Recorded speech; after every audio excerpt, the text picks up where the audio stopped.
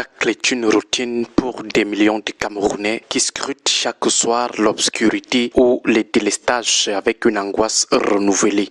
Depuis 15 ans, le pays s'est lancé dans une épopée de béton et d'acier en multipliant des chantiers de barrages hydroélectriques, mais le résultat reste désespérément amer. Alors que des milliards de nos francs ont été engloutis dans des infrastructures monumentales, les délestages s'accentuent et l'électricité devient un luxe capricieux. Même au cœur des métropoles comme Yaoundé ou Douala, des quartiers entiers sont plongés dans le noir durant des jours, tandis que de nombreuses localités rurales attendent encore leur première ampoule. On finit par se demander avec amertume à quoi servent ces investissements colossaux si la situation finale semble pire qu'auparavant. Le bilan de cette décennie de grands projets énergétiques est désolant, car sur la période allant de 2013 à 2026, le Cameroun projetait la construction de 16 infrastructures majeures pour un montant dépassant les 1389 milliards de francs CFA. Pourtant, le bilan révèle une paralysie structurelle puisque 9 de ces projets n'ont jamais vu le jour malgré des dates de lancement initialement prévues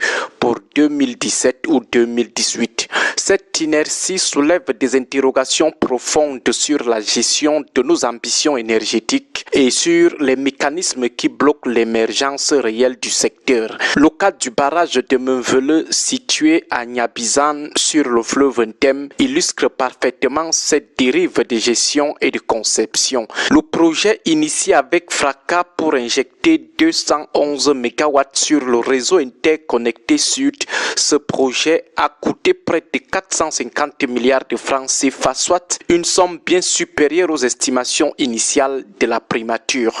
La Banque mondiale a d'ailleurs pointé du doigt ce chantier comme l'un des plus coûteux au monde par rapport à des projets similaires dans les pays en développement comparables. Aujourd'hui, il faut encore débourser 4 milliards pour stabiliser l'ouvrage qui s'avère incapable de tenir ses promesses durant la saison sèche.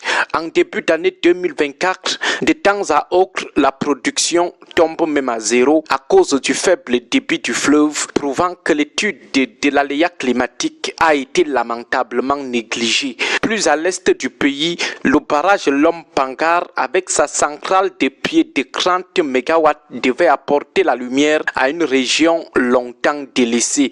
Si l'usine est désormais connectée au réseau et que les groupes fonctionnent depuis mai 2023, selon les dires du gouvernement, la capitale régionale de l'Est bertois continue de subir des coupures régulières. Le coût de 240 milliards de francs CFA n'a pas suffi à apaiser les tensions sociales car les populations locales attendent toujours le reliquat de leurs indemnisations. Ce décalage entre la modernité des turbines et la précarité des citoyens reste une plaie ouverte dans le tissu social de la région. L'espoir résidait récemment dans le complexe de Nachtigal qui, avec ses 420 MW, représente environ 30% de la capacité nationale. Le dernier groupe de la composante de ce barrage a été mis en service en mars 2025, marquant une étape technique majeure pour un coût total du barrage de 787 milliards de francs CFA. Cependant, au-delà de la question même de la rentabilité de ce barrage, avec des coupures intempestives, même dans les localités situées à proximité de ce barrage,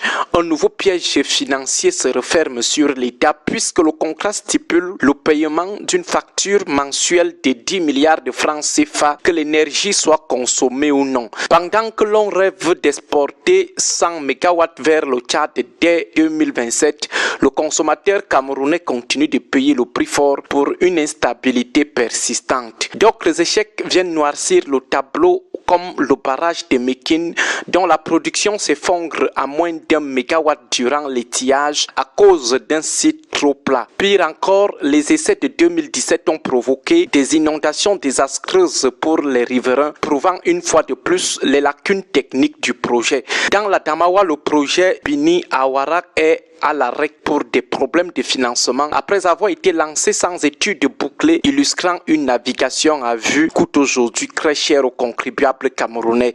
Le paradoxe camerounais est là car avec un potentiel exploitable de 12 500 MW, nous ne produisons qu'une fraction de nos besoins. En 2 décennies, la capacité installée est passée de 800 à 1600 MW, mais la demande a explosé pour atteindre plus de 2200 MW. Malgré les statistiques officielles qui affichent un taux d'accès en progression, la réalité quotidienne est celle d'une souffrance énergétique qui bride l'économie et humilie les ménages. Le Cameroun construit des barrages, mais il oublie de construire une gouvernance énergétique cohérente et transparente. Du coup, nous sommes toujours plongés dans le noir malgré les milliards dépensés dans les grands projets qui ont été soit mal montés, soit mal exécutés et qui ne nous apportent absolument rien, comme les péages dits automatiques dont l'évocation a été faite hier. Agréable journée à tous, que Dieu et nos ancêtres continuent.